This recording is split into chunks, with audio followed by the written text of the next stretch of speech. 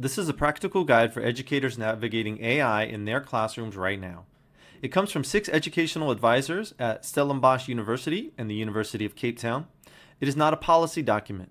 It is an honest conversation about what we know, what to avoid, and what we genuinely do not know yet about generative AI in education. AI in assessment has no perfect solutions, only better or worse responses. The image here shows exactly that, a knot that does not disappear, but slowly finds direction. If you feel uncertain, you are in good company. Every design decision you make from here involves trade-offs. That is the starting point, not a failure.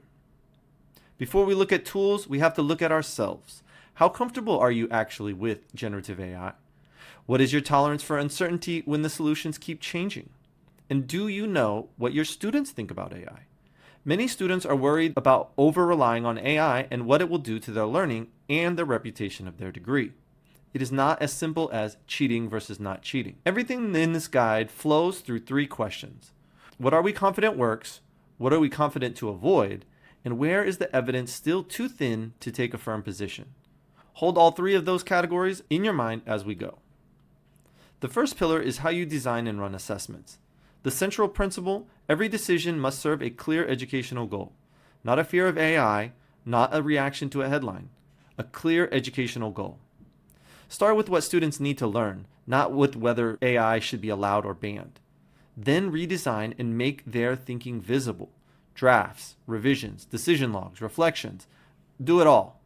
Do not assume that students can critically evaluate AI output without enough subject knowledge first. And test your own assignments with this AI tool. What it produces tells you exactly what you need to redesign. AI detection tools are unreliable. They produce false negatives, they disproportionately flag non-native English speakers.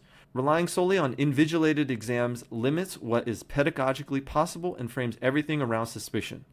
As the guide states directly, promoting a culture of learning is a more effective safeguard against misconduct than technological surveillance. We can no longer assume students arrive with digital fluency.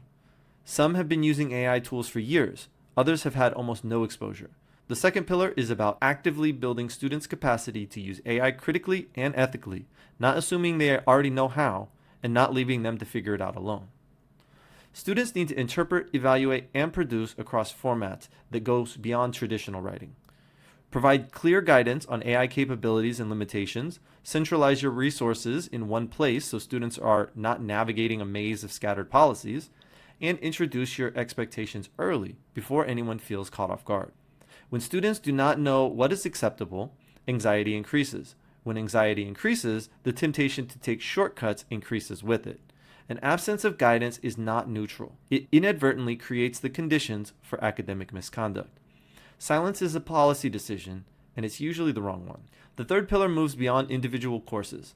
Students navigate multiple courses with potentially conflicting AI expectations.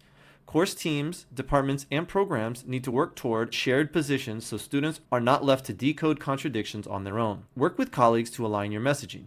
Ask explicitly whether the AI policy advantages students with paid tool subscriptions or disadvantages multilingual and under-resourced students. If staff use AI for rubrics or feedback, be transparent about that with the students. The fairness you expect from them applies to you as well. There's no neat solution waiting to be discovered. Do not delay decisions hoping clarity will arrive. Make the best call you can with what you know. Communicate your reasoning and revise as you learn. Do not rush to ban AI entirely and sacrifice legitimate learning opportunities. And do not assume students are not using AI just because you've not addressed it. 3 things the research cannot resolve. What happens to teaching expertise when marking increasingly is automated? What skills do students gain or lose when AI handles their cognitive load? And how quickly will regulators and employers change what they expect graduates to know? Name these uncertainties to your students. Modeling comfort with not knowing is in itself a lesson. The goal is not to police the technology.